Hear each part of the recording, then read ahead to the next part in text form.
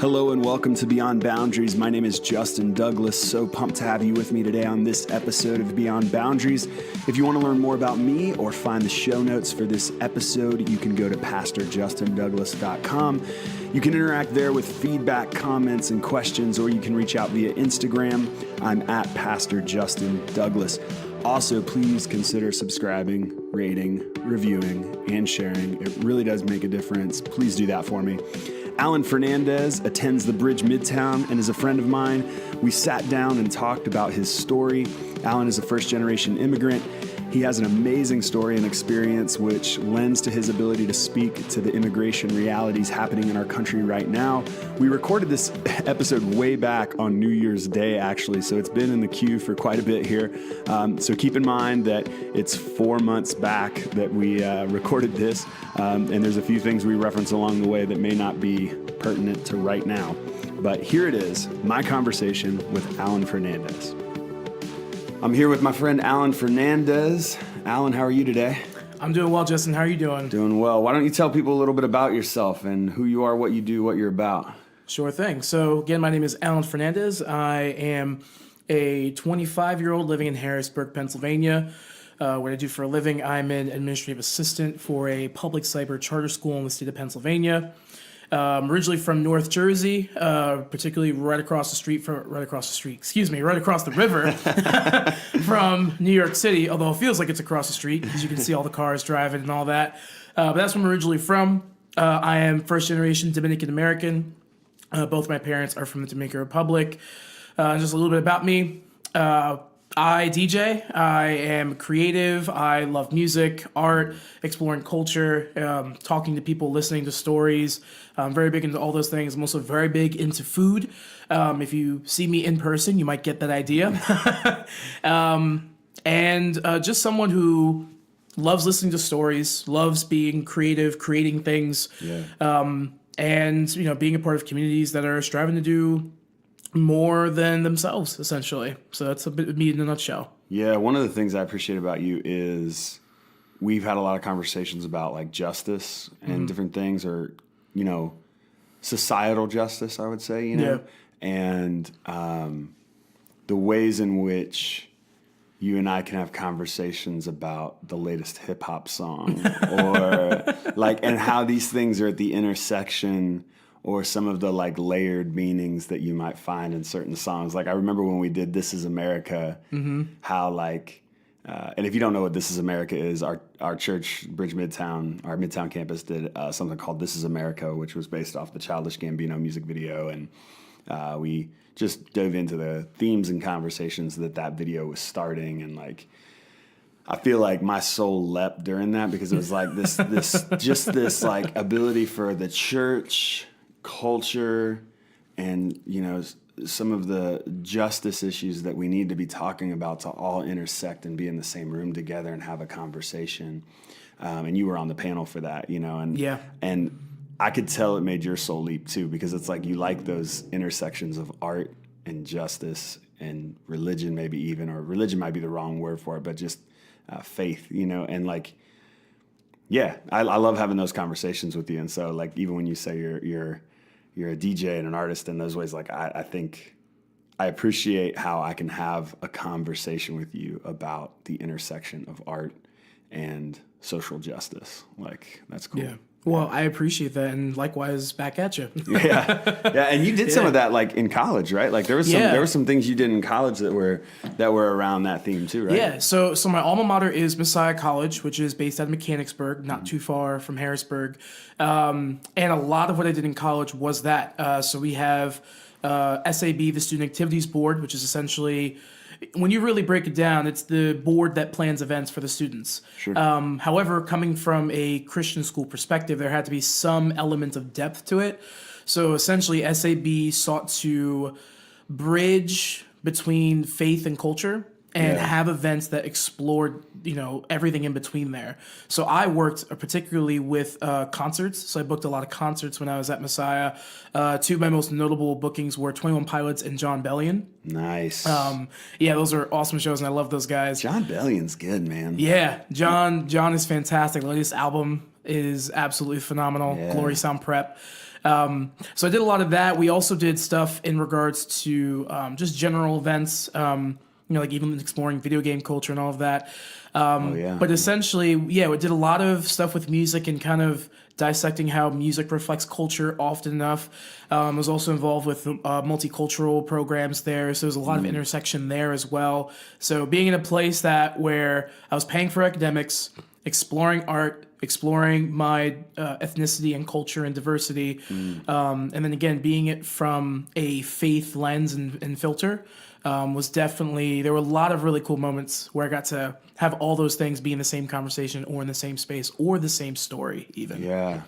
Tell me a little bit about exploring, where I'd really like to talk to you about a little bit about what we talked about on Sunday. Yeah.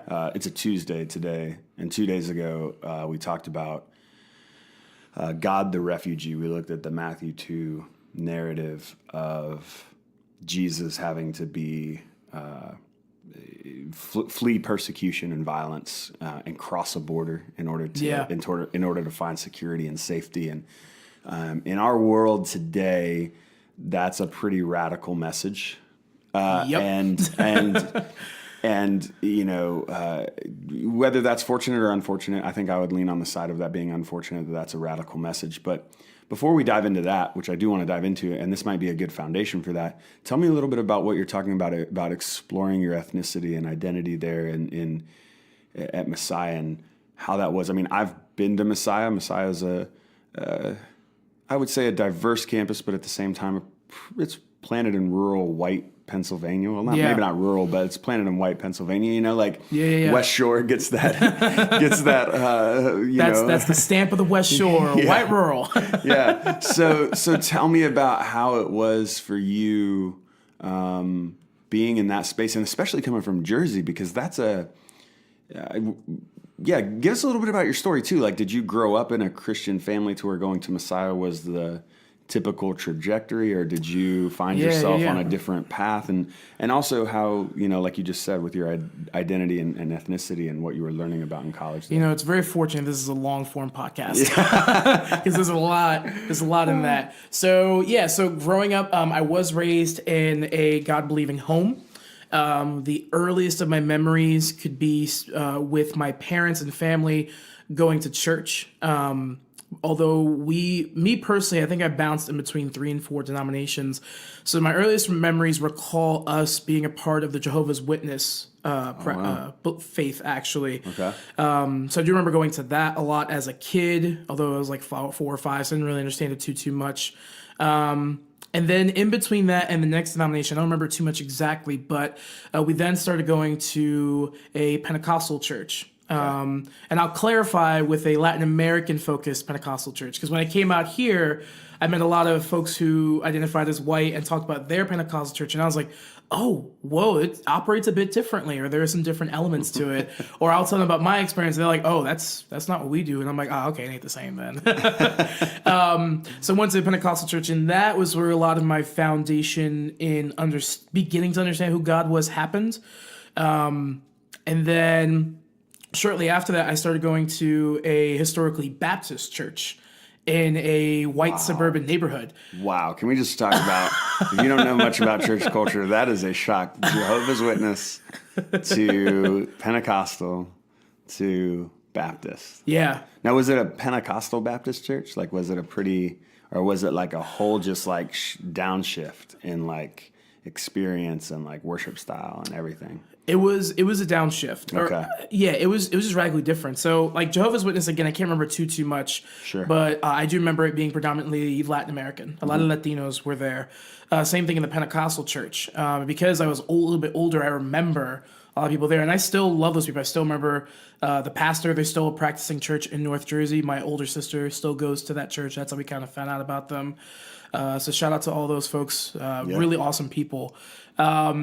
So then going to a traditionally Baptist church, like I said, in a white suburban neighborhood, that was a shift. Definitely in worship style, in language, of course, because the first 2 denominations were always talked about in Spanish. Really? Yeah, okay. For the most part. So that's probably the biggest shift then. Oh yeah, a whole different language there. Yeah, even though my predominant main language is English, it was still a shift. just because, with the Spanish speakers, there was just naturally more charisma there. Not to say every Spanish speaker has that, but in those contexts, they were very present. So going to a Baptist church, it was a bit more toned down. Went from having, Latino pastors to a white pastor. As well as even the analogies and stories being shared and used were shifted in different, like I would have guessed from like a Latino experience to a white experience, a suburban white experience to a Latino experience. Even the stories a pastor might use to communicate. Well, what's interesting about that is I can't recall too many of those differences per se as far as like narrative styles, only because, as a Spanish speaker, the way I describe it to other Spanish speakers, and I'll just share the English translation, is I speak in fluent in Spanish, but my grammar is so broken, I sound like I'm drunk. And that was because both my parents, being from the Dominican Republic, my mother more so spoke English with me. My father more so spoke Spanish. Interesting with their relationship, my mother was born and raised in the city of Santo Domingo in the Dominican Republic, which is the capital. And my father was raised in Bonao, which is the country rural side. Like he was a farmer with his brothers and sisters. They had domestic livestock and all of that. So it's interesting to see that little interplay there. But they both wanted me to learn English and Spanish, so I tried learning both as a kid. And then my mom was like, you're in an English-speaking country. Like, you need to, speak that language. And my grandmother, my mother's mother, took care of me all the time. And she spoke Spanish mainly. So, and, you have 2, 4, 5-year-olds running around. You start code switching. You're like, pásame el milk. And you're just like hearing both languages. So I mainly just learned English and Spanish. Like I always understood it and I could speak a little bit. But it was always fragmented because I had that fragmented duality of learning both those languages and realizing, oh yeah, one is the dominant, so I have to master that one. So it was interesting growing up in church because I could pick up on things for sure. And I could pick up on the overall sentiment, emotion, and I guess context, you could say. That sort of like that feeling aspect of listening to a sermon or listening to a pastor or something like that. Not to say that in the Baptist church it was any different or any less or any worse or anything like that. It was just very different. To connect to and think about, especially because at that point I started engaging it from a bit more of a intellectual perspective. How old were you at that time? When I started going to the Baptist church, I was, I'm trying to remember. Like in your teenage years? Or I would say like budding teenage years. Gotcha. Because I had started going to the church. Actually, I started just helping out with midweek like Bible study for kids, with like young kids, like 2 to 4-year-olds. I started doing that in 8th grade. So so just about like my preteens to budding teens is when I started going to that church. And then did you go from that church to Messiah? Yeah. So pretty much from that point to when I was graduating high school, I was at that church. Did that church influence that choice to Messiah, or in the sense of like, no? Okay, cool. No, they did not influence that choice. The big colleges they would push for were what's now known as Cairn University near the Philly area. I know it has a new name, but I think Bible Baptist College or Baptist Bible College. I think they have a new name as well. Yeah. But them and Liberty, those were kind of the big three. Oh, I'm sorry. No, there's a fourth one, Nyack. Nyack was another big one. I know one of those three. I'll just leave it at that. So those were the big ones.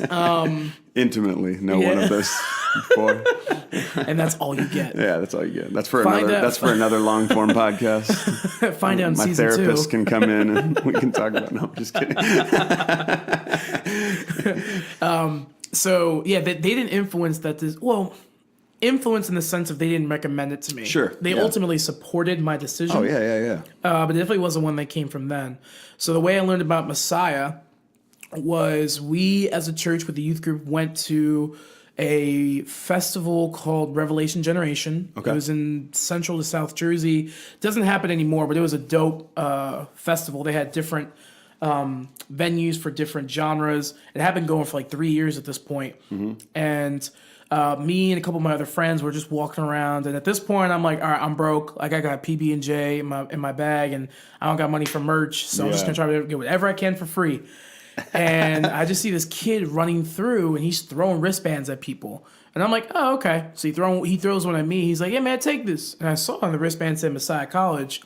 And I had known Christian schools were they're at all festivals to promote themselves. Exactly. And They got the recruit booths. and all of that. They got the free shirts if you give us your information. Yeah, they're hustling. Yeah. And I remember looking at the wristband. My legit first thought was, damn, this is a really corny name for a Christian school. That was my first instinctive thought. And I was like, all right, this is one of the few free things I got, though. And I love the color blue, so I threw it on. Fast forward 4 years later in college, I wore that wristband most of the time. Wow. Never having looked at the URL, never researching it, nothing like that. So close to senior year, I'm much more mature, and I'm thinking like, all right, what am I seriously going to do with my life? College, secular, Christian, which one? And ultimately, I didn't really care, but it was still something to consider. And I was like, yo, I've worn this wristband all this time. Let me just check it out. So I looked up the URL, read up on it, looked where it was located, and I was like, ooh, this is very different. This is pretty far. And I was like, well, let me just get some info. So I ordered some info, get a booklet. And I remember I was in my apartment. I think my grandmother was in my brother's apartment, which at the time we lived one apartment away from each other. And I was just reading in the living room alone, reading through the booklet, and I really liked the mission statement and all that stuff. And at the end, which this can be up for interpretation based on the listener's experience, but what some would say, hearing God or, hearing his word and actually audibly hearing him, for me, it was this strong conviction that felt like it was an audible message. Sure. This strong, overwhelming conviction that communicated and sparked in my mind, this is the spot. Yeah. This is where you need to go. Yeah. And I just followed it 100%. I was like, all right, this is so overwhelming. Like, I have to see it through. Definitely. Had you had any experiences like that prior to that? I can't recall. That's really probably the one and only time I've experienced such strong conviction like that. Yeah, like been at a crossroads, but been like, I know which way I have to go. Yeah, I've had those moments, and certainly it can be like you said, it can be open to interpretation. Yeah. Is this my subconscious just telling? But I also think like to mute the fact that something spiritual might be happening would also be, I think, a denial. You know what I mean? I think it's a denial to be like overly spiritualized about some of those moments, but I also think it's a denial to remove all spirit from it. Yeah, right? it was just a fusion of the two, because again, like the mission statement of Messiah, what they sought to do and what their aim was and is, it just seemed very intersectional. Sure. I'm trying to even think right now. I used to remember this because I used to work for admissions when I was a student, so I'm trying to remember the mission statement. But essentially, it was the mission statement was just talking about how their goal was to bridge each student's spiritual journey, academic journey, and like social journey, and having those three intersect so that they can bring that back out to their workplace, to their community, and to the church. That's great. And I just remember that very vividly. And just at the end of it, I was like, this is where I need to go. Absolutely. Like, I just need to just go for it. Especially because, the Baptist church I went to, I love those people still. And I think they're all God-fearing people that strive to know Jesus. But, looking back, there are definitely some fundamentalist mindsets that I think would have welcomed and have grown deeply had it welcomed challenging questioning and constructive questioning. And I never fully subscribed to that. I ultimately would say certain things or claim to believe certain things, but in the back of my head, I always thought, no, there's got to be more to this. Like, there has to be more to this, especially to be pretty transparent, like with like homosexuality and sin. Like, I grew up with a lot of friends who were gay or bi or something along those lines. Yeah. And again, in school, I'm friends with them. We acted in theater together, or I knew them from bands or classes or anything like that. And just those moments, I was like, I know what I'm supposed to think and say, but damn, like there's something deeper to this than what's here. Yeah. And, obviously I was still a teen, so there's a lot of figuring out to do, but. And you went to Messiah, and you have probably found yourself in a place where you haven't had to ask too deep of intellectual questions of the church or theology or your spirituality. And then you go to Messiah, and you probably enter into some classes that are encouraging you to ask questions, that are encouraging you to dive deeper into some of these pools, if you will, of different conversations. Yeah. How was that? And again, linking it back to, at some point, your, own search and identity for what you're learning about yourself in that process too. Yeah. So ironically, when I went to Messiah, the intellectual academic part wasn't even on the forefront of my journey and shifting and changing. It was the experience and stories I heard. Yeah. Because the church I went to before I went to Messiah, all those gentlemen and women too are really good theologians. Like they're very intellectual, very academic. They know their stuff. Or at the very least, they know how to have good conversations from like an objective, factual, or academic perspective. So when I went to Messiah, it wasn't even so much the academic part that really got to me. Definitely a role for sure, but it was more so the experiences, because Messiah still claims to be a non-denominational college, even though it has ties to the Brethren in Christ tradition. Sure. But any denomination can go there. And that came out ahead the very first week I was there. From meeting folks in the Brethren in Christ tradition to Catholics, very devout Catholics, to Pentecostal Christians, to Protestant, the whole gamut. And that was what really rocked me. It was like, oh man, I never had to interact with this many different denominations from the church before. And so just continuously being in relationship with these people, listening to their stories, especially the group of guys I lived with the last 2 years, all of them very, very different experiences in the faith. Honestly, is one of the most fruitful things to ever happen to me was to live with those guys and learn from them, and be lifelong friends. Even yesterday we all send each other sappy messages about the new year and saying, "Oh, I couldn't think of a better group of guys to welcome the year with," or wish a happy new year to, and all that. Yeah. Guys can have emotions. So, and I think back to the fact that things were gray at Messiah, because it's one thing to go to a place. Let's say if you went to a secular school, and it's one thing to be like, all right, I know I'm a Christian and not everyone here is one. And so I think there's some capacity to have a more black and white view of things. Sure. Whereas you go to a place where everyone affirms at least the figure of Jesus. Not every Christian at every Christian school is, a Christian, and they would even say that. They're like, hey, I believe in the moralities and ethics, but the character of Jesus is not my thing. Sure. So meeting people and sort of engaging in this idea of, oh man, everyone affirms Jesus, but there's different ways in which they're going about that. Even meeting homosexual folks who affirm Jesus. I hadn't really known any prior to that. I had known kids who were gay and grew up in the church, but eventually left it because once they came out, they were, borderline excommunicated. And so to meet Jesus affirming gay people was like, oh man, this is very different. Wrecks your worldview when you find out, hold on, I didn't think this existed, guys.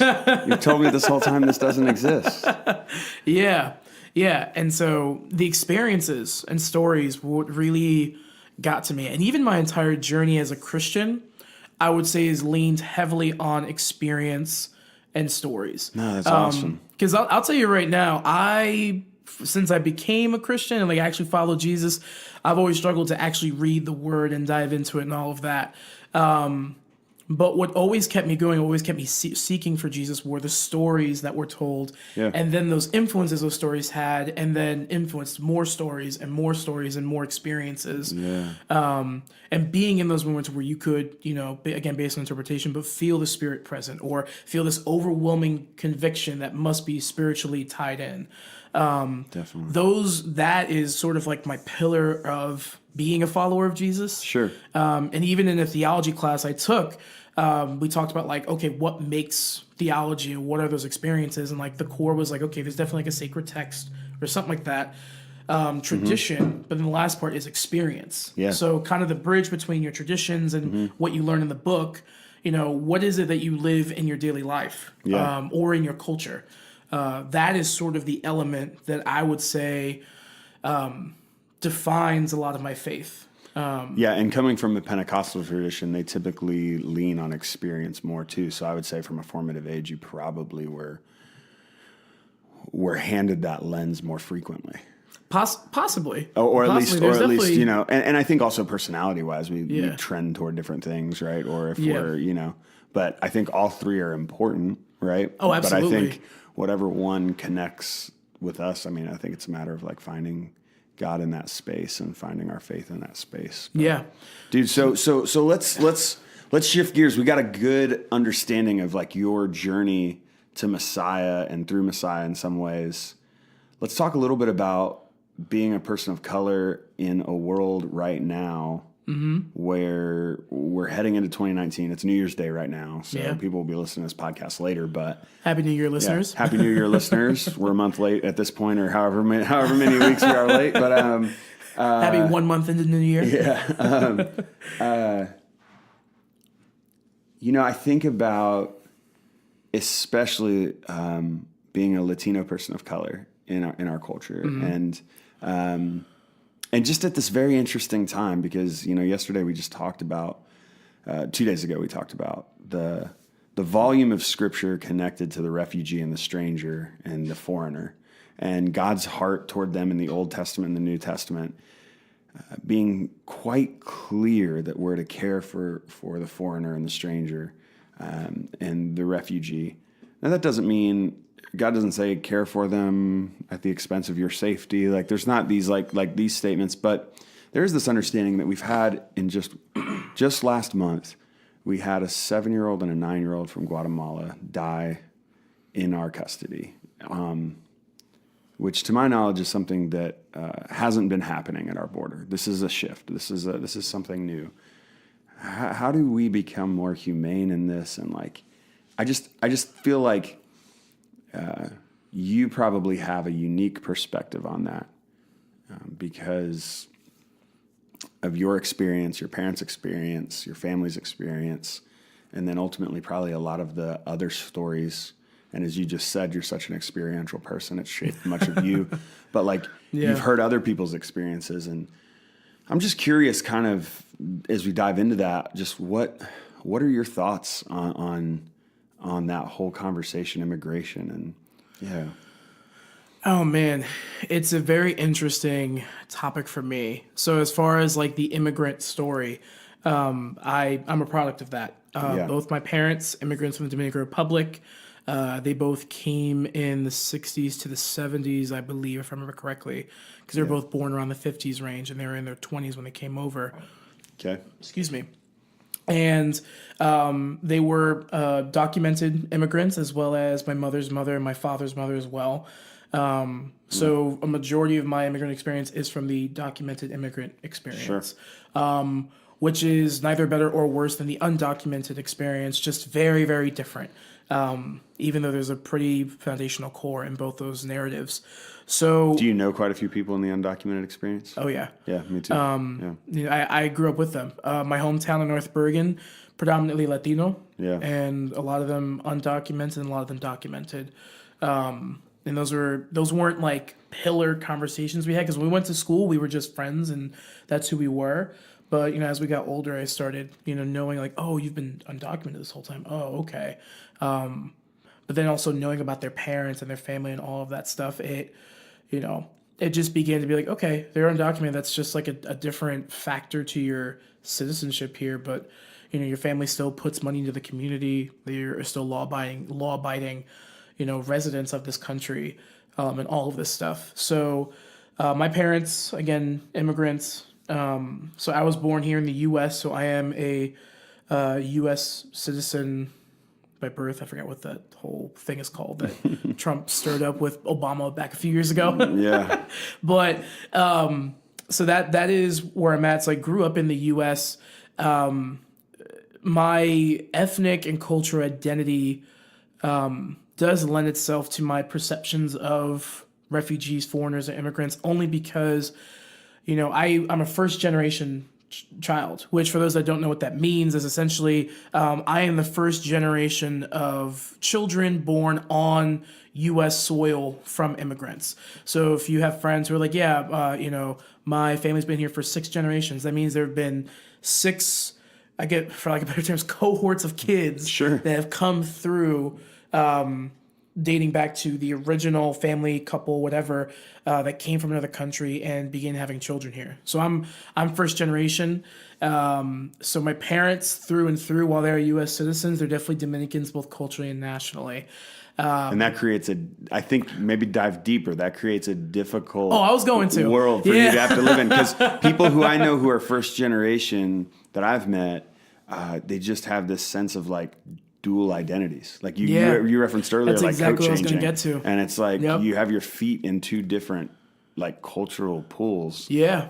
Yeah, because essentially for a lot of Latinos, not every single one, I won't speak to everybody, but for a lot of Latinos, it's I'm never enough of insert country of origin for my family. Yeah. And then I'm never American enough for my American family or friends or anything like that. Man, yeah. Especially coming from a family who at the time when they were in their prime were under a dictatorship in the Dominican Republic with President Trujillo, who, from my understanding of the story and the history in the country, he was in some ways, not all the ways, in some ways, a Castro of the Dominican Republic. Sure. In some ways, again, I strongly emphasize that because the history of Trujillo and Castro for their respective countries is very complex. Yeah. But so like growing up in a predominantly Latino environment, I was founded on, okay, I'm Dominican. This is what I am. And so with all my other friends, I'm Guatemalan, I'm Puerto Rican, I'm Colombian. And we all highlighted those points. And we all highlighted, okay, whose empanadas are better? Who has the better pollo ripiao? Or what do you call pollo ripiao in your family? Yeah. Those sort of conversations. And then I took a missions trip senior year to the Dominican Republic. And I was excited. I was like, I'm going back to my people's land. And I get there, and this 102-year-old Dominican woman who I met, I know, 102, we were talking. I told her my family story and all of that. I said, so I was glad as a Dominican to come here. She flat just goes, you ain't Dominican? I was like, yeah, I am. She goes, no. You may have Dominican blood, you may be of Dominican descent, but you are an American through and through. And I was like, no, I'm Dominican. She goes, did you grow up here? No. Did you grow up with the politics here? No. Did you grow up with the experiences and culture that comes to living in this physical land with the people physically here? No. Then you are not Dominican. You are a Dominican American. And, there's nothing bad with that. But you can't call yourself a Dominican. How old were you at that moment? Like in your teenage years? No, this was senior year. So I was approaching 17, 18, probably around that point. So you're approaching adulthood and you get handed this, like, no, you're not. Yeah. You've thought this whole time you are. Like, identity crisis followed. They're like, no, you're not. But then when I get home, I get friends tell me, yo, you are so Dominican right now. Yeah. And I'm like, according to this 102-year-old lady back in the DR, I'm not. So, so that rocked me. So coming back, especially, I started realizing that duality. And then, going to Messiah, it's a predominantly, white school, still is, although the percentage of diversity has increased dramatically since I began going in 2011. Dang, it's been 7 years. 8 years now. Huh. But, especially going there, it really began to come to a head because, first off, there were a lot of people who just assumed I was Mexican because they don't know enough about the diversity within Latin America. Yeah. And that was not something I really had to deal with growing up because we knew clearly who the Mexicans were. Unfortunately, there were some negative stereotypes associated with them just because of, I would say, U.S. culture's long-standing history of their perception of Mexican Americans and Mexican immigrants. But when I got to Messiah and being asked like, oh, are you Mexican or do you speak Mexican? I was like, hold on, wait a minute. Hold on. That's not like, first off, I'm a Caribbean Latino. We're very different from the Central American like focused Latinos. And then being asked like, so like, what does your family do with American traditions or this and that? And I was like, we did a lot of the same ones. It was just this, again, it wasn't anything overt outside of like the do you speak Mexican part. So it's just interesting to be in this place where it was like, oh, there's some things that they're claiming are American traditions or American viewpoints that I don't hold. Yeah. But then there are others that I do hold. And so there's this weird mix of realizing like, okay, there's a lot of facets to my identity, even though I'm a first generation Dominican American. Yeah, because you grew up with a particular culture. Yeah. And then you get thrown into another culture where there's a lot of ignorance in just the basics. Yeah. And Absolutely. it's like, and you're like, hold on, like, is this? I think we're always trying to ask ourselves, so where's the majority on this, right? Because like we have our echo chambers that make us sometimes feel safe or secure, or like, you know, make us feel like, okay, this is where most people are, right? Yeah. Our neighborhoods maybe would be the way of saying it. Yeah. And then we get outside of that bubble and we're like, hold on. Yeah. There's people who are thinking this way, who are, and you might say ignorant, but you also, I would even like, just because I grew up in a very rural white area, I would say they just, not ignorant in a dumb way, but ignorant in a, they haven't had an experience. They haven't been exposed. Exactly. There's no and exposure. That was something I knew right out the gate. Cause my general temperament is really one that doesn't condemn people really quickly. Sure. Or I guess a better way to put it is a lot of my friends and family, when they think of me, a lot of times one of the first things they'll pump up is he's a definite person who gives benefit of the doubt. As well as like, I just generally, you know, try to see like, okay, where's someone coming from with this? So going to Messiah and having people like, oh, you speak Mexican. Well, of course I get frustrated, and I was definitely like surprised by first, but I always ask like, okay, why is this happening? Why is this your frame of thinking? So it could be, you know, why isn't, oh, okay, so you do recognize the differences, but you're just being a jerk. All right, cool. And others is just like, oh, I'm the first Latino you may have been like good friends with. Yeah, or even had a meaningful conversation with. Yeah, like, yeah. And even to then be told like, oh, I'm the first Dominican that a lot of people have met. That to me is mind-boggling, because even if I weren't Dominican back home, there's a lot of them. Yeah. And believe me, with the stereotypes of Dominicans, which is not always true, but their perceived loudness, sometimes you can point them out. I'll say that. Sometimes I can be pointed out by my loudness. But so it was just wild to see that. And as you said, you break that bubble, which is one big reason why I'm so appreciative of coming out here for my undergrad. Because then when I got back home, and I had always seen inklings of this, but when I got back home, it really solidified that, oh man, there's even dissent amongst Latin American culture and Latinos here, because there are some Latinos who kind of intentionally or unintentionally condemn their Latin American heritage and tradition to fully adopt the American one.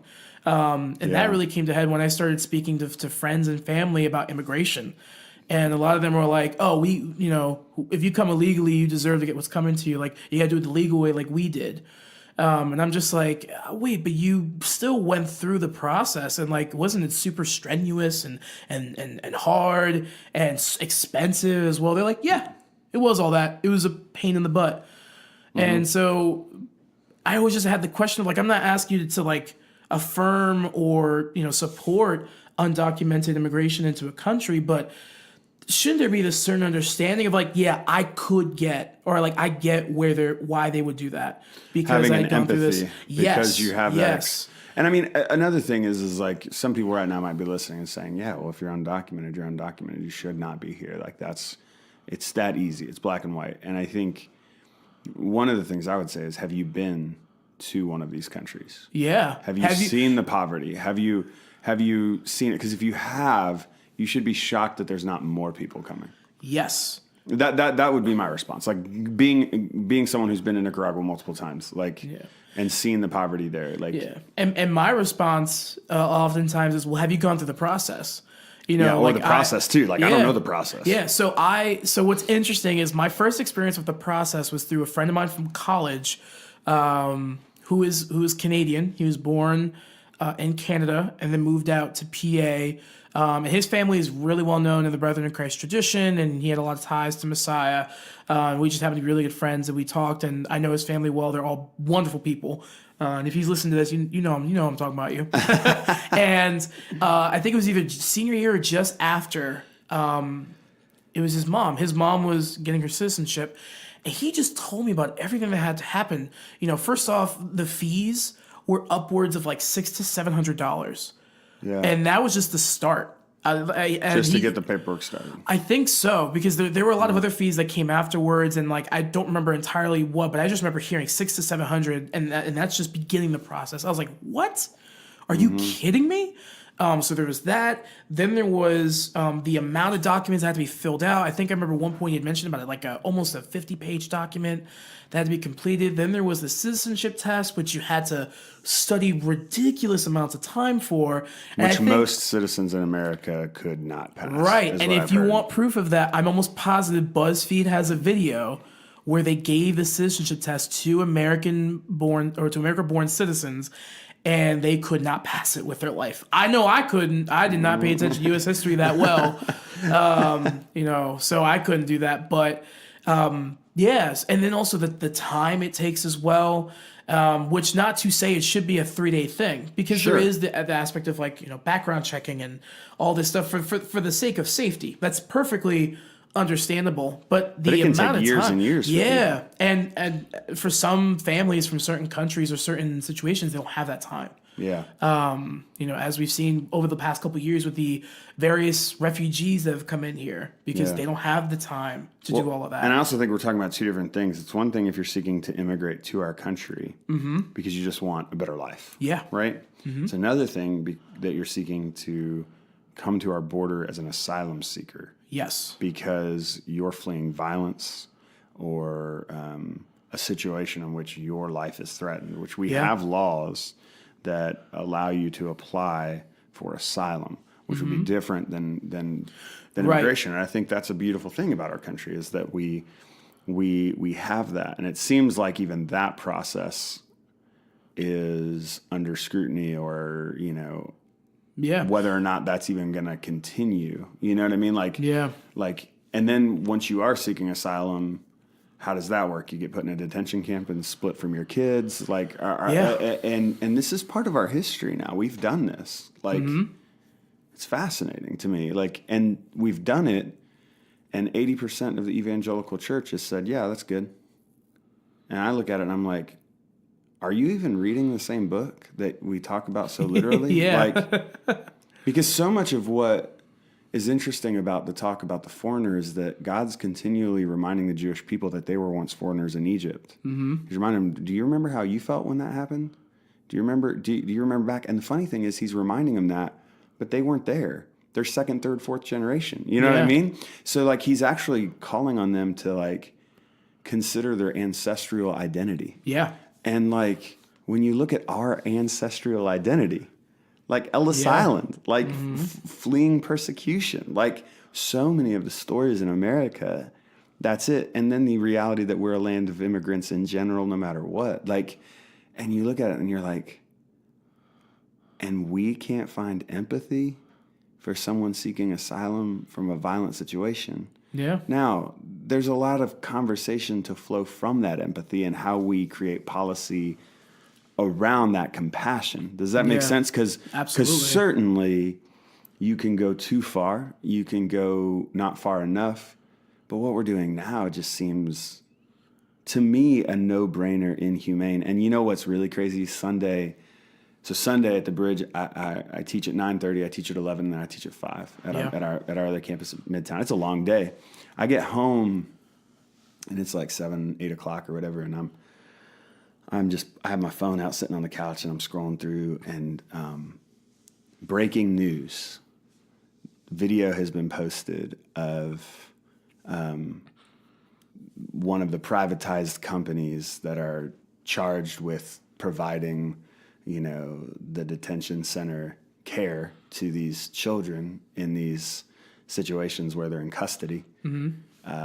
Video. And of course the anchor's this might be disturbing. And I'm like, oh my gosh. And they show it's never and just something you want to hear with kids. Yeah. And they show it and they're just dragging these kids around, hitting these kids, kicking these kids. And you're and I know I could show that to people and they'd be like, well, they shouldn't have came here illegally. Yeah. And I'm like, I don't know how to respond to you right now. I don't know. And you know what I'm saying though? I look at that and I'm like, how is this not a slam dunk obvious what we should do here. Like, it at least that we should be like, this is wrong. Who's in charge? Why is it happening? Who's arguing for this? They need to stop. Even if you're like, I'm a Trump supporter, I'll say, okay, so go ahead and believe 98% of what Trump is doing is right because this is wrong. Like 98% is pretty good. Like, let's just stop there. Like, you know what I'm trying to say? Like this is clearly wrong. It's clearly hurting people. I don't know. I was very emotional at the end of Sunday just because teaching that sermon 3 times, and, you know, we're a pretty diverse community. Yeah. And diverse community politically, especially, I would say. I think we are. Yeah, and, definitely. and just even visually seeing some people's reactions, like I could tell it was not landing easy for their particular echo chamber or their particular worldview. Yeah. And that's hard, but it's also like, man, we need this. Like, and why is this a challenging? So how do you have conversations with people? Like, educate me, Alan. How do you have conversations with people when this has got to be so emotional for you because it's so connected to your upbringing and people, you know, names.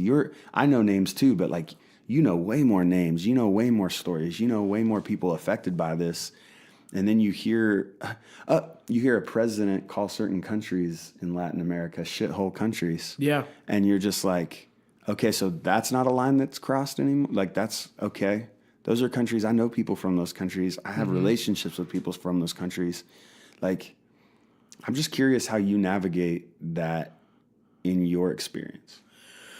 So, oh man, it's an interesting. I wanted to question. get here, man. I wanted to get to some heavy stuff with this because I think I'm just trying to think of where to start. So here's one thing I don't do is I tend to not engage in social media, and I think in this era, it's fairly instinctual to clap back at somebody on a tweet or Facebook comment or something like that. And not to say that good things don't come out of that. Social media has completely changed the political and social landscape. Absolutely. In news reporting and perceptions being shared and the ability and accessibility to different stories. Absolutely. But in positive and negative ways. Yes, in positive and negative ways.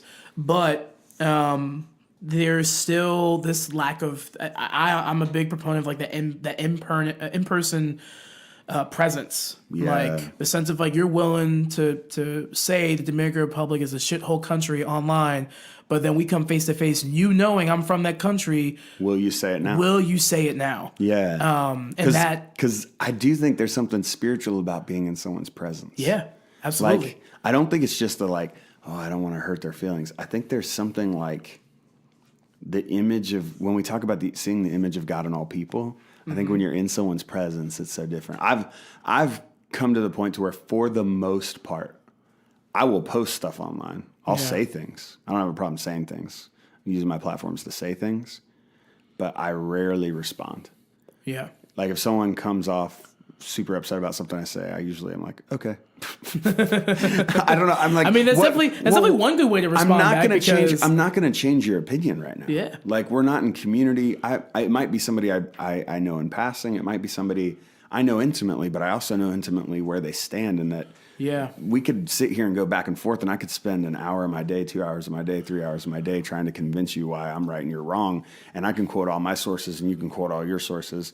And really, at the end of the day, we just wasted a bunch of time. I think being in people's presence is a huge game changer. Yeah, it's a huge thing. And also, with the amount of people online, I just don't think my role is to be the social media soja warrior or the social media combatant to injustice.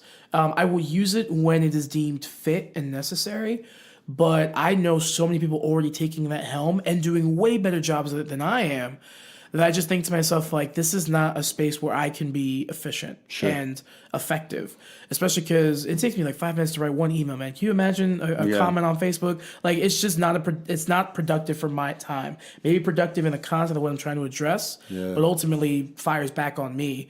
Which I also think you can that. trade influence there, because you might like you might have an opportunity to say something online, but then when you say that, you lose the opportunity to meet with someone individually. Yeah. Does that make sense? Like you lose and not to say that people shouldn't say things online because they might lose those opportunities. I'm just saying there is a potential for an exchange there that you got to be aware of, or at least if you're trying to champion change, you got to know there is a tactic to it of trying to keep as much of an open.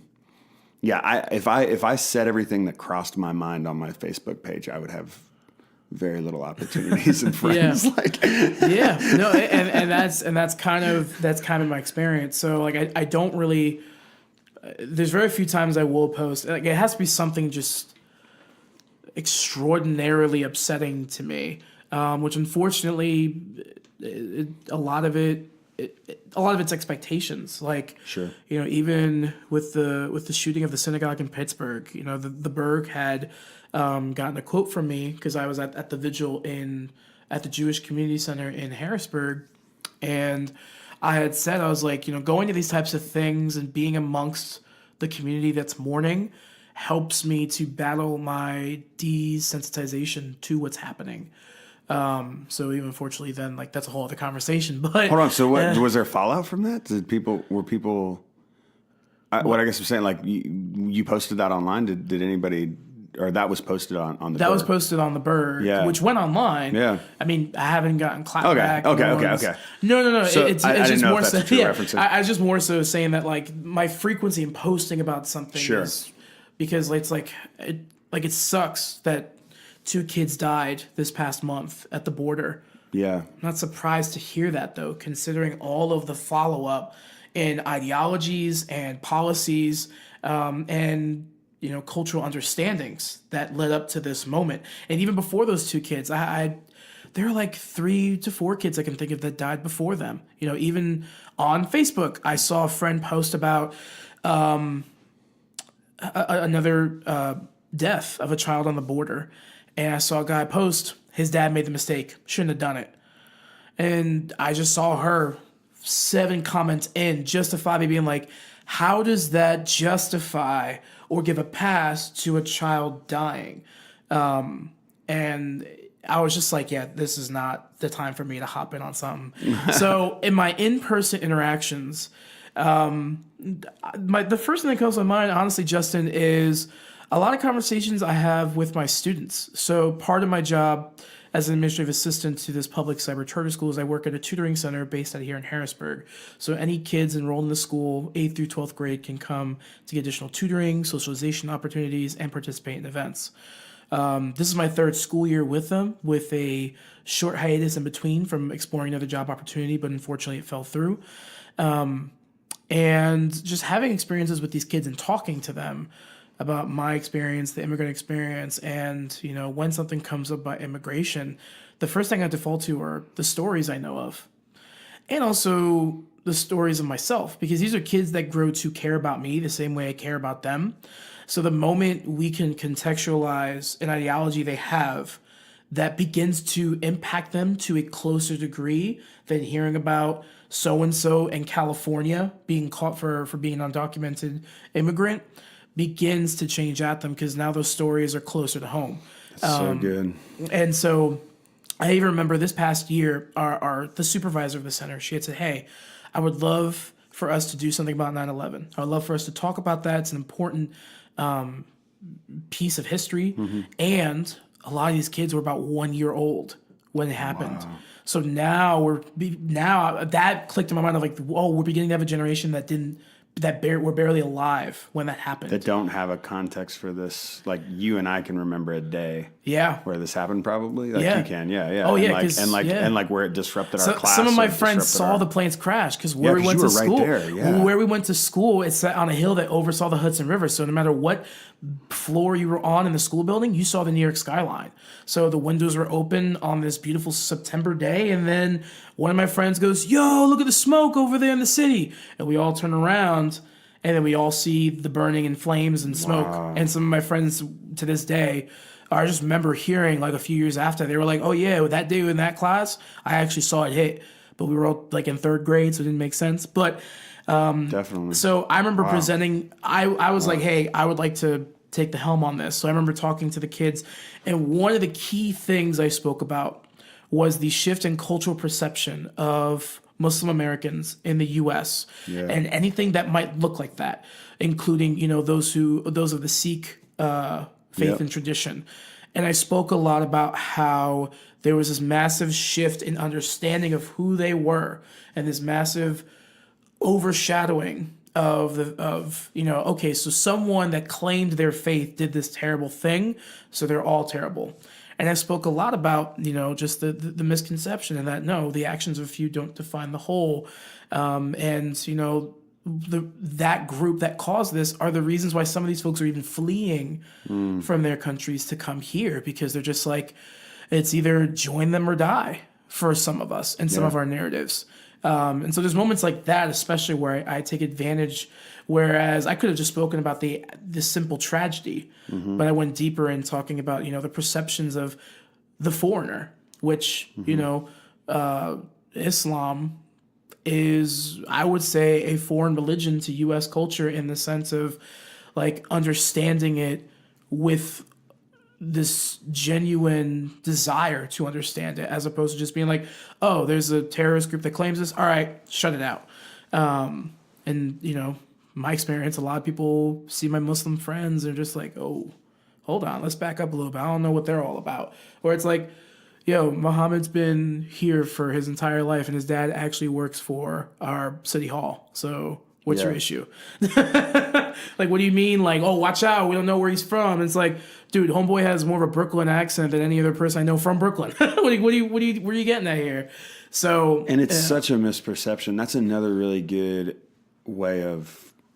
So I went to United Arab Emirates. I was there for a couple of weeks. It would have been almost coming up on 2 years ago, I think. And John Wright's our founding pastor at the Bridge was there, serving there, and I went and got to visit him for a couple of weeks. And one of the crazy things is Dubai, I want to say it was in Dubai, had one of the largest Muslim peace conferences.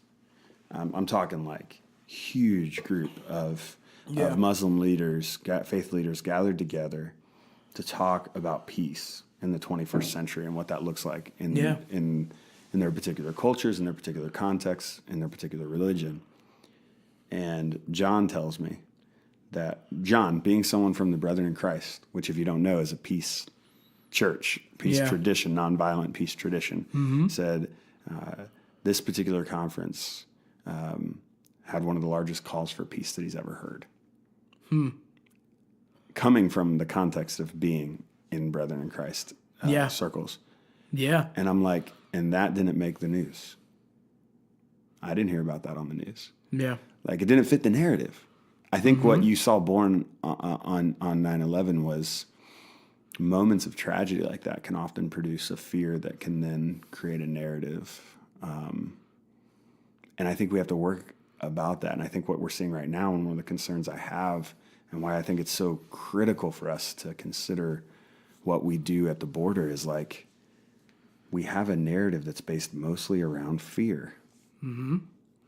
Yeah. And narratives that are based mostly around fear usually have us doing things we regret. And I think you could even link this to your personal life. Like, not just corporately as a country, we can look back at our times where we were in fear and how we made decisions that we're probably not proud of, right? Yeah. If at least we look at it with a critical lens and we consider, like, fear probably motivated us to not do these particular things with as much integrity as we probably could have imported into the solution to the problem.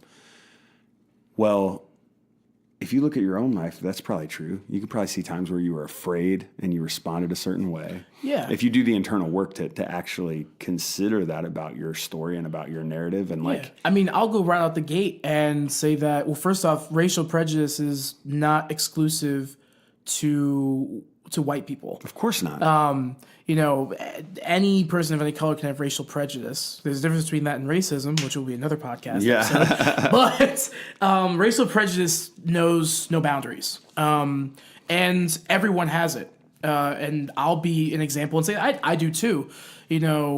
growing up, there were a lot of things I heard about the African American community. Fortunately, I grew up a hip hop head, so I managed to avoid a lot of the negative stereotypes, or at least the negative perceptions of African Americans. But some of that still existed. Some of that was still present.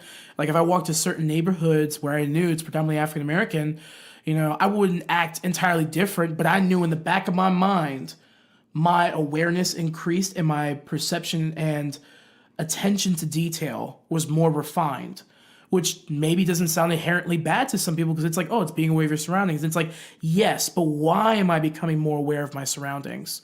Is it okay, the actual factual crime rate is high, or African Americans? What is the reason for me having a higher rate of awareness? And I'll be honest in that growing up, sometimes it was because, oh yeah, there's a high presence of African Americans. And if you wouldn't have worked through that fear or considered a different approach to that, it probably would have led to an eventual decisions, outcomes, actions that probably would not have been humane. Is that fair? Yeah. Or would not have had integrity. Yeah. And I think that's actually what happens. I think what happens is you get afraid, you have a response, that response continues, that response gets affirmed by people in your life who have the same response or who encourage you to even amp up that response. Like, you should walk to the other side of the road if you see someone on this side of the road. Like, you know what I'm saying? Like, I've literally seen that happen in certain parts of Harrisburg, even when I'm walking down the road and you can see, two people of different colors and a white person crosses the road almost as if they're afraid to cross that person on this side of the road. Yeah. And I mean, when I lived in Boston, I saw that all the time. I saw, living in a predominantly African American and Caribbean American community, I saw quite a bit that shook a lot of that fear in me and made me have to actually process it. And if I wouldn't have processed it there, I may very well have advocated for things that I look at now and I'm like, man, why is anyone ever saying this is a good idea? And so I have a certain measure of grace and understanding for those people because they probably have experiences that have rooted a fear in them, right? Yeah. Well, I mean, the very concept of fear is, distancing yourself from something that seeks to bring you discomfort or pain, And so this distancing doesn't allow for you to see deeper aspects to what it is that you're fearing. Not that I'm saying whatever you're scared of, go face it right away. I'm not reaching my hand down and picking up the snake. Sorry, bro. That's all you. No. But there's definitely certain things. In this context, that disassociation, allows for you to put more of a simplified face to the thing that you're scared of. So like, even in the case of like going back to like my growing up with a slight racial bias of like African Americans and all of that, one thing that I think about is the fact that I know a lot of African Americans. I'm dear friends with them, allowed me to know more of the story. And so it brings me to this interesting point of like, oh man, it's tough because if you do live or frequent yourself in a rough area that factually has a high crime rate, that has nothing to do with inherently being of one race or another, or one ethnicity or another. It's just the various factors that come into influencing a community and environment. Poverty, is at play here. All kinds of other things. Exactly. Yes. Education, everything. Unjustified incarceration, Yes. many of those things. And for a short time in Harrisburg, I lived on a heavy crack cocaine prostitution corner. So there's this duality, even in that moment of me being like, okay, I don't want to fear my neighbors because they're still people and I still want to know their stories, especially because the bias and prejudice kicks in of like a lot of them are black. Boom, that's the signal. And it's like, no, that's not the signal. The signal is there's a lot of factors going on that's putting crack cocaine and prostitution on the streets or placing these people in this position. But I also can't be entirely naive to the fact that, yeah, I could get robbed because someone's just trying to get some money for crack. Yeah. Or something like that. And so, even to this day, I'm still working through how to balance that out because there's no easy act. But if you don't know the stories of the people behind of the people in that community, both perpetrators and non-perpetrators. You don't know the stories. It's easy to say, well, all I see are black people doing this, so this is my perception of them, without recognizing and realizing, oh, okay, I actually got to know some of them and they didn't entirely choose this. Or, hey, not every black person I see does that. I think the less you know of the story, the less you are connected to something that is of that community. I'm not saying, go to the most crack-ridden part of your city and go befriend somebody, because there's a lot of potential risk of danger. Certainly. But, find authentic ways for you to reach out and try connecting to this so you understand the stories better. And there's a 1-for-1 there, or at least close to a 1-for-1, in that you can say things like, all brown people crossing illegally, they should do it the right way. They should do it the right way. They're wrong. They should do it the right way. Like our border. And it's like, but have you sought to understand their experience? Like, not that I would ever say doing something illegal is good, but I also do think like look at Martin Luther King Jr.'s letters from a Birmingham jail, where he talks about the higher moral calling. Like, breaking a law is not necessarily helpful, but an unjust law. And I'm not saying our borders are unjust laws. I just want to make that clear. But I am saying if our borders are keeping people who are seeking asylum, when there is a process for seeking asylum, out, or separating those families, then I think you can argue this is an unjust process in an unjust way. And maybe we have to consider how we interact with these particular individuals, and create a new process or a new way I think what I hear you saying is I'm wrestling between fear, right, and compassion. Like, how do I have compassion for my neighbor, but how do I also acknowledge this fear? And like, one of the things about fear is my kids have these little, like, I used the snake metaphor a second ago, and I used it because like my kids have these little play plastic rubber snakes, right? And they'll always put them in the most random spots. And this is actually a really good analogy though, because no matter what, if I see that snake, if I reach somewhere and like I see it there, I jump back. My body responds in a fight or flight mode. Yeah. Even if I don't know, like, that it's, for a moment, I don't know that this is not a threat. I think it's a threat. And I think for many of us, we've seen something or been conditioned to see something as a threat, when really it's just someone seeking safety, security, something that you and I would probably travel hundreds of miles with our families to try to flee. How do we respond with compassion there, while also being aware that there are things to be afraid of, or maybe fear or afraid of, but things that we need to react to in a manner of security is what I guess I would say. Yeah. Like, I'm not going to, one of the things I did when I lived in Boston, I did not walk with my phone out. Yeah. You're supposed to have it in your pocket. I learned that in Boston. I didn't learn it the hard way, but I learned it from people who had learned it the hard way. Put that in your pocket. I learned that I don't walk around with my iPod and my headphones in. I need to be aware of my surroundings. Yeah. Like, I learned things that I didn't have to learn when I walked around rural Indiana. Like, does that make sense? Like, you learn that because it's a different culture and it's a different way of safety and security. And if you want to do that, you can go ahead and make yourself a target. Like, now that's not to say anyone around you is that you can, I think you can do that without being racist. I think you can be aware of the fact that you're in a community or in an area where I have to be more aware, but I also have to be compassionate to the reality that a lot of people here are living in poverty. I mean, the education system in Boston when I was there, like, just being aware of and having a compassion for the experience and circumstances that many people have that maybe you haven't had to experience, the ceilings they're hitting that you haven't ever had to hit. But I just look at our border situation and I say,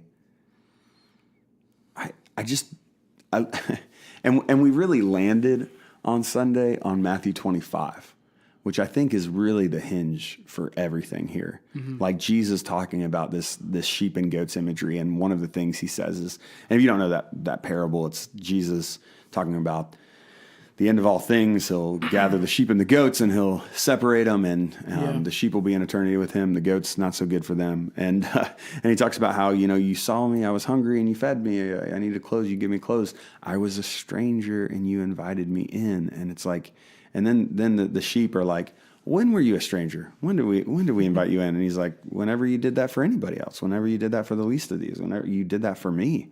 And they're like, oh, it's almost like this, like, it's almost comedic and ironic that in that moment, Jesus is like, yeah, that was me. When you did it for that, 7-year-old Guatemalan girl or 9-year-old Guatemalan boy, like, you did it for me. And you're just like, okay, that's a whole different perspective. That's a whole different way of seeing things. So I think the question for us is like, and I'm especially appealing to those people who are listening who consider themselves followers of Jesus or followers of the Jesus ethic, is to say, like, how can we square our desire for safety and security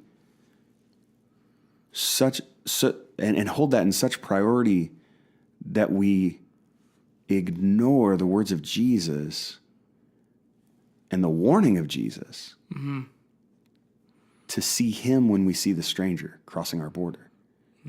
So are you afraid of Jesus? Like, I think we might be.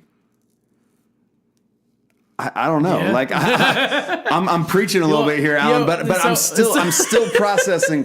Well, I'm still processing Sunday, man. I'm not gonna lie; it's still heavy on my heart and my mind and I've been able to get through these past few years relatively,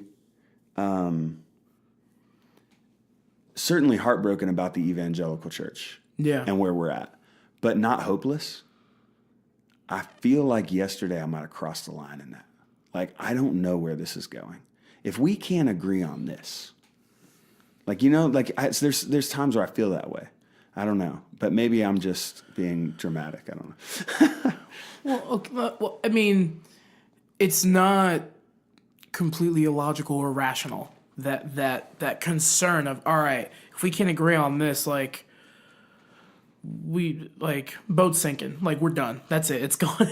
But well, first off, I just want to point this out, and you're probably gonna geek out about this. As you were talking about that, and as we're talking about this whole conversation, I just thought of the song "How Much a Dollar Costs" by Kendrick Lamar, because essentially that parable is that song where Kendrick's at a gas station, homeless man approaches him, he thinks he's a crack addict, and then in the moment of engaging the homeless man is when Kendrick highlights his accomplishments and everything he's done and his, material wealth. And then when the homeless man reveals himself to be God, he sees this immediate conviction and seeking of repentance for this moment. And I think that moment there of in engaging with the homeless man is when he highlights his accomplishments and wealth. I think that there's something to be looked at there, which I think goes back into our perceptions of the foreigner and our engagement with that. This is what I'm talking about, man. You have an ability to take a song by Kendrick or by somebody and connect it, because that's a great example that's such a good example of that song, because you have this image, like, where are we seeing God? Like, and what's crazy is Jesus never tells us to see God in our political leaders. Yeah. Like, even in like the prophecies of Jesus coming in the Old Testament, like, how often did we hear growing up of almost all the dominations of Christianity? Like, Jesus was this dude on a donkey. He wasn't this valiant king with armor and a sword and a white horse that came to, defeat the kingdoms that were oppressing his people. He was this man who knew no sin, who was able to bridge with any culture, with any community, and truly get to know them and make an impact and really address the deep laying issue, which is, man's heart and the imperfectness and brokenness of man, and how that reflects back out into our society and our culture. Yeah. Like, you even think of like the Pharisees called him out because they're like, oh, you're not doing this thing that we do. You're not doing, you're doing this and that's against the law and the law. And at that point, like the Pharisees were people of power. Like within their community, they were people of power. And they were political leaders. Yeah, they were political leaders. And so, and forgive me, listeners, as I'm unpacking this as I'm talking about it, which is the case with these conversations. Yeah. But, I actually want to tie back into something you had mentioned. We were talking about 9/11. You had mentioned like this tragedy sparked this, you had mentioned the word majority. I'm trying to remember where you said it in that conversation. But I thought to myself, like the difference between, okay, this tragedy of 9/11 sparked by a minority, blatant shadowing of every Muslim American and Islamic person of faith, right? Yeah. There's just this overshadowing. But then we look at our history with the Ku Klux Klan, or even, some serial killers who happen to be white in American history that claim to do what they did for their faith or something like that. Yeah. Christianity is, I would say, the religion of power in American history. So, or at least I don't think you could argue against that. Yeah. And so the sense of like, all right, well, if they are of the majority and they're of power, like there's not going to be a blanket overshadowing of all Christians, at least within the majority, there won't be. Yeah. With the minority that they happen to oppress, maybe, in the case of let's say some people within the LGBTQ community, they're a minority, which from actions of certain members of the majority, I ain't afraid to say it, Westboro Baptist Church as an example. Sure. That's an extreme example. I would also say there's examples that are less extreme, but extreme, but for the sake of well, I would say less extreme, but also just as exclusionary. Yeah. There's this overshadowing of like, okay, well, this is what these are. But those within power won't have that because they have power. They can control and shape the narrative. And just as easy as to say, oh, well, the Ku Klux Klan doesn't represent all Christians. Well, then why are you having such a hard time saying that for Al-Qaeda? They don't represent all Islamic people. Yeah. But here you are thinking Islamic is the religion of war. And it's like, no, man. Like have you met someone who's never had a criminal charge, who's Islamic? Not to say even if you do have a criminal charge Islamic, that something's up. But just go talk to someone who is Islamic and really find out. So, well, our media really also stoked that flame because you had things like 24. Definitely. You had these TV shows that really then took and continued to kind of stoke the flame of emotion and fear. I guess when I look at that, I just it's disappointing because if you want to say Islam is inherently a oppressive religion or whatever, which a lot of people do, and we're not diving all the way into this conversation today. Yeah. I do actually have some people I know in this area that I want to talk to on this podcast, but it's really not hard to create a brand of Christianity that is quite oppressive. And that, quite honestly, most of those brands already exist, and some of them are quite popular.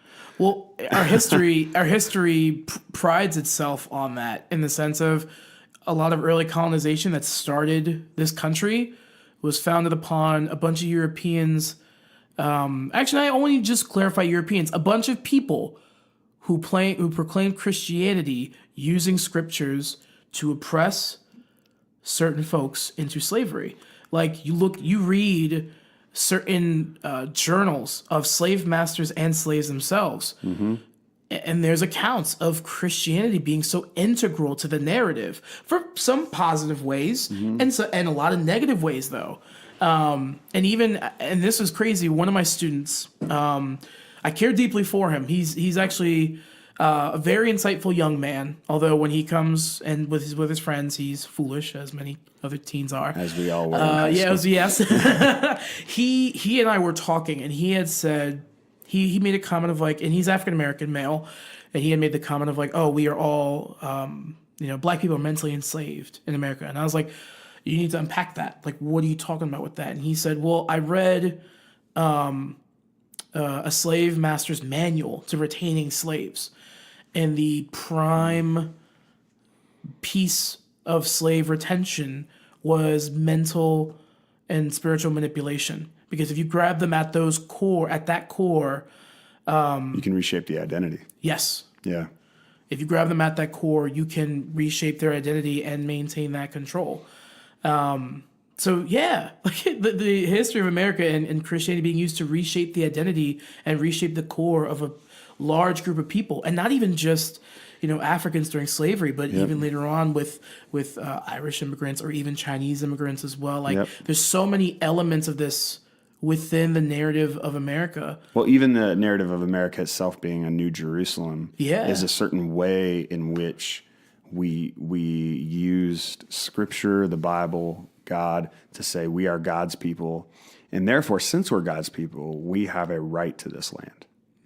Yeah. And I think even that alone, it just shows how easy it is to manipulate a text. Mm-hmm.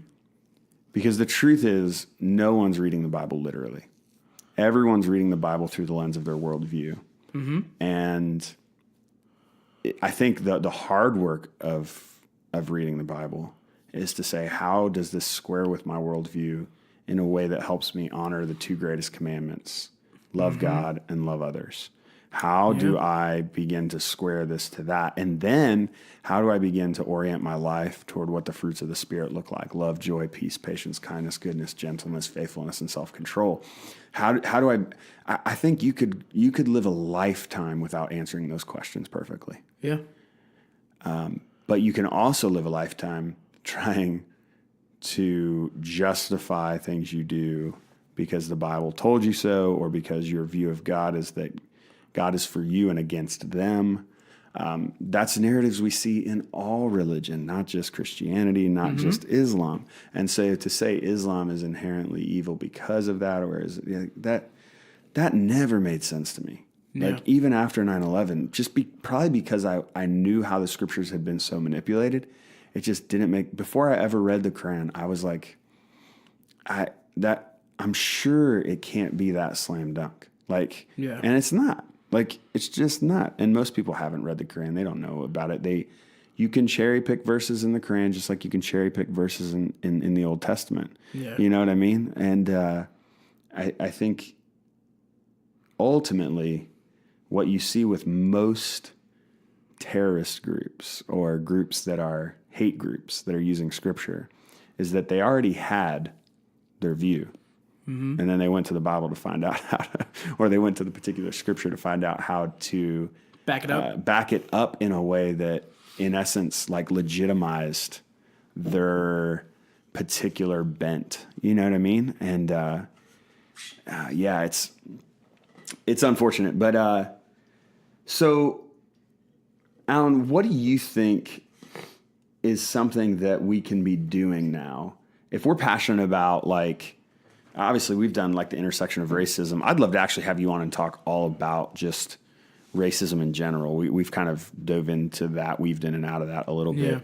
But to go back to like the border and your experience as a Latino American, like, what are some things you think we can do right now to help if we're passionate about this particular subject of immigration and caring for refugees?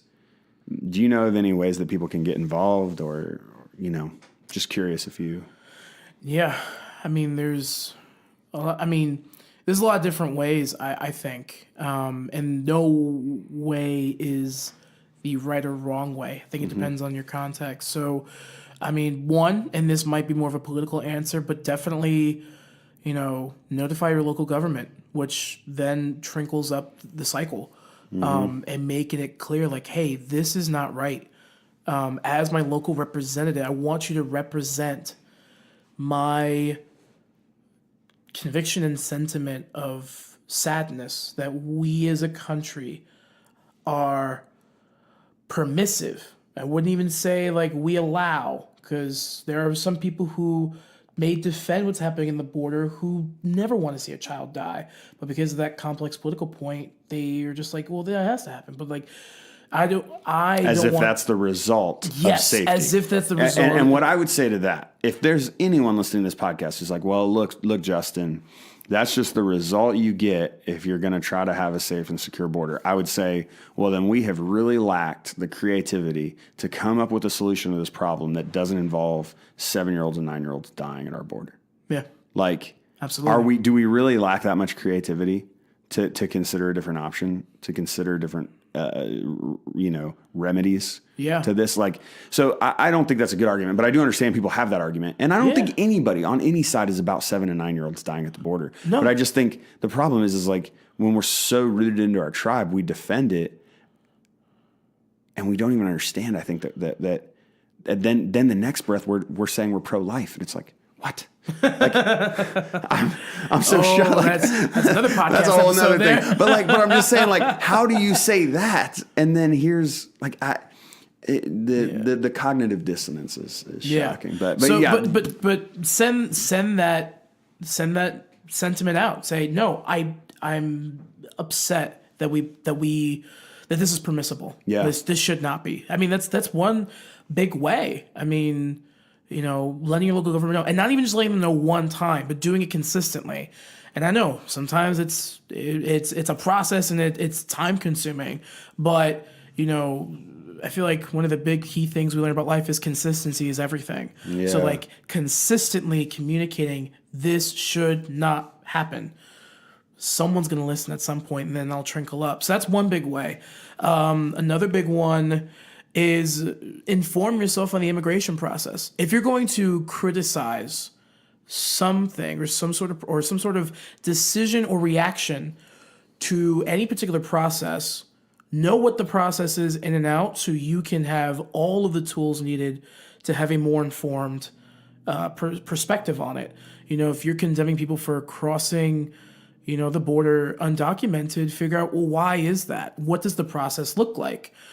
Even myself as a, Dominican American with immigrant parents, I don't even know the immigrant process fully either. So I'm kind of telling myself too, like, hey man, you definitely need to learn more about the immigration process.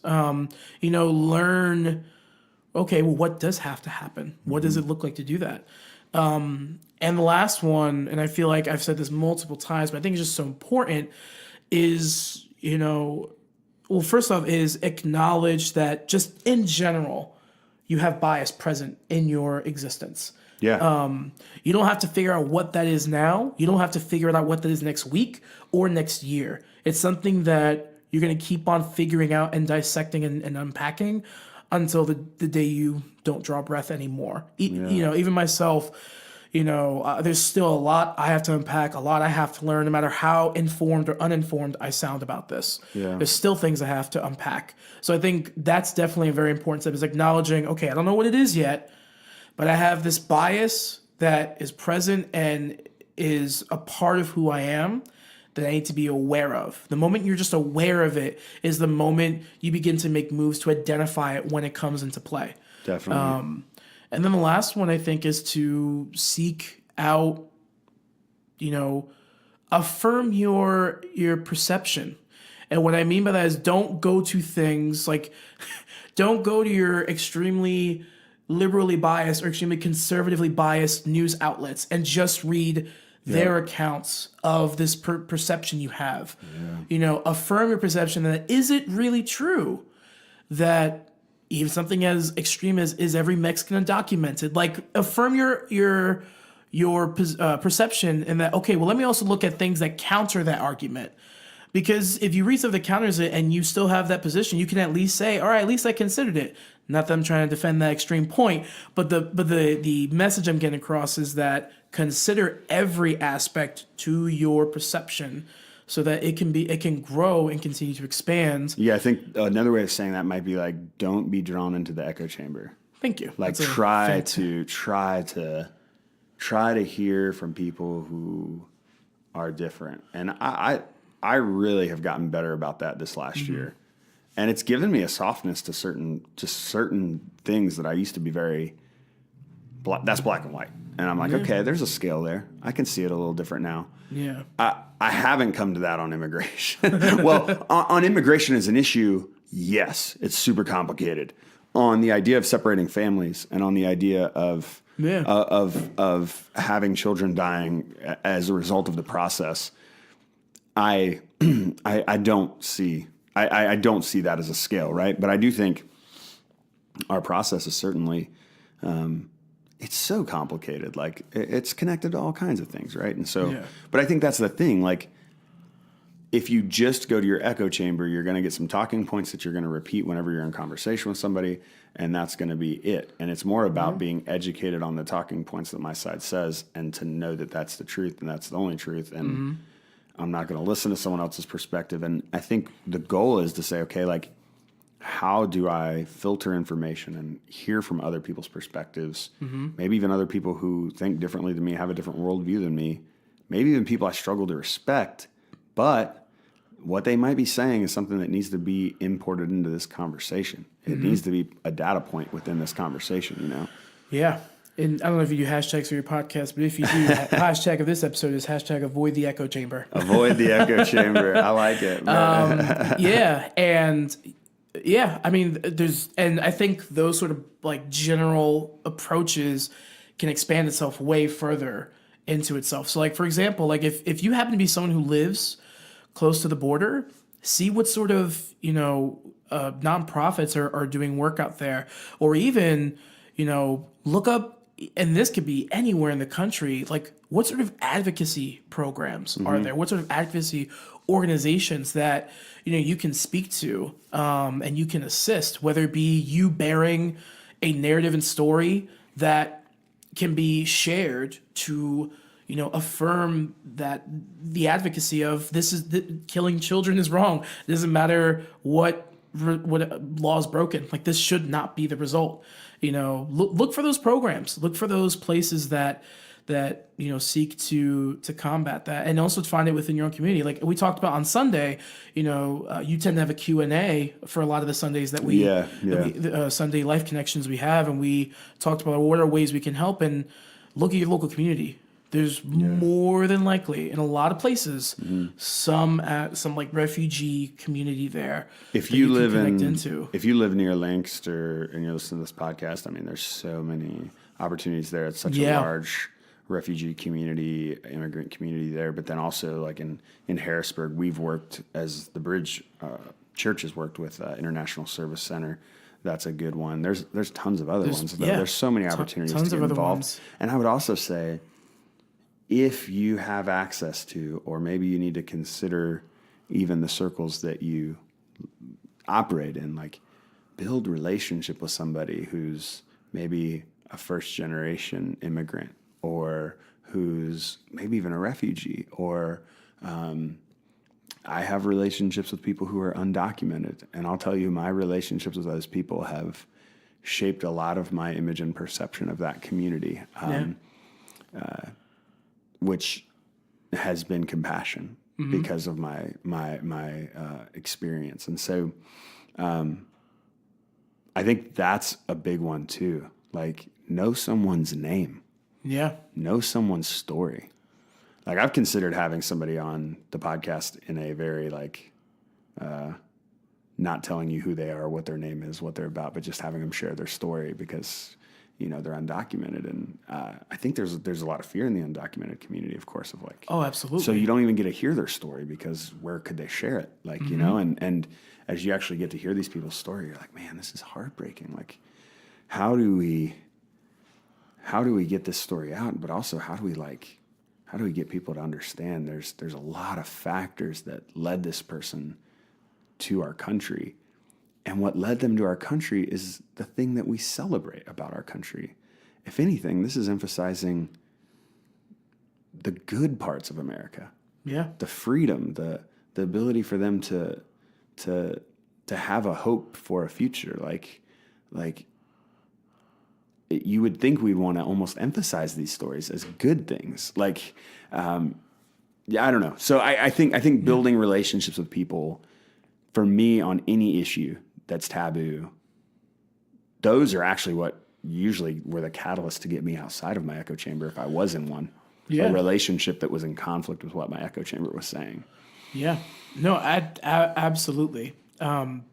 I think that, when it comes to like political leaders and politicians, so first for the record, like I am not a political person in the sense of there's a lot about politics I'm still learning. Like it's just a realm that my brain just has a really hard time navigating. Just because I feel like a lot of times politics is just the organized like presentation of beliefs and worldviews and like the collective agreement of how a community should operate. That's the root word of politics, how people organize. Look at that. I mean, but that's not what we experience in our politics. It's not. But like, I always look to like, okay, well, even during the presidential election, there were all these policies in place, and I'm like, okay, I get it. Like, okay, I see what you're saying, but like, why are we instituting policies? And I think at the heart of it, like, I think that's what's happening here is that, yeah, I get it. We can't just have straight open borders because there are people that will take advantage of the freedom and cause harm to it, which has happened. And, and one of those moments just barely missed with my eyes, that of 9/11. So, like, yeah, like that's hard to think about, but it's important to think about. It's important to consider. Security is something I don't hear a whole lot of people advocating against security. Now, there's some people who are very extreme on both sides of this who are going to say, well, that's what happens. You cross the border illegally, your kid dies. Like, and then there's other people on the other side who are like, we should just open our borders, peace, love, and whatever. And it's like, yeah, okay, but we have borders for a reason. And I'm not saying that's how we've agreed to organize this thing. Whether that's good, bad, indifferent toward it, whatever, the thing is like, that's there for a reason. We have to have some security. And then, I mean, the other thing we haven't even got into, like when you want to talk about the politics of this, like the politics of this are like, if we didn't have the criminalization of drugs in our country, man. You would not have nearly as much violence at our border. So much of the violence at our border and the problems at our border hinge on the fact that we have criminalized things like weed. Like, and most people aren't even having that conversation. That's why I'm saying this is a multifaceted conversation. Yeah. It's not just about what's happening now. It's about what's been happening for years under Democrat leaders and under Republican leaders. Everything in between. And everything in between. Exactly. Yeah. So like, this isn't a political thing of like one side got it right and the other side's got it wrong. Like, but it is to say what we're doing now in response to it.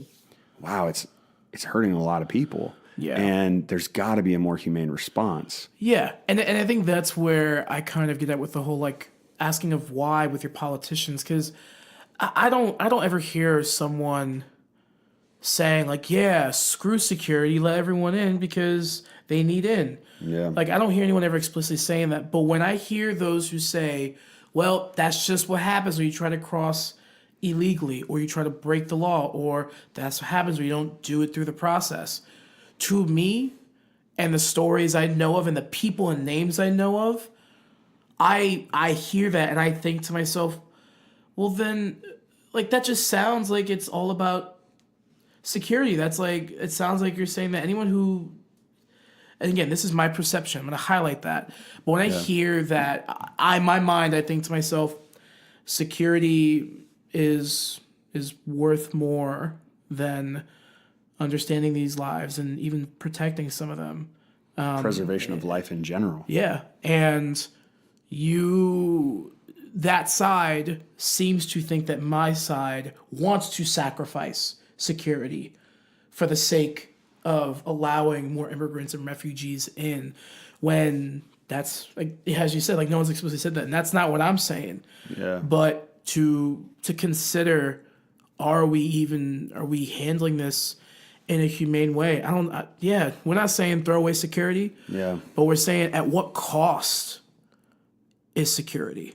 I think over the next decade, one of the big things that's going to set politicians apart is addressing some of these systemic long-term issues that we've experienced in a creative way. Mm-hmm.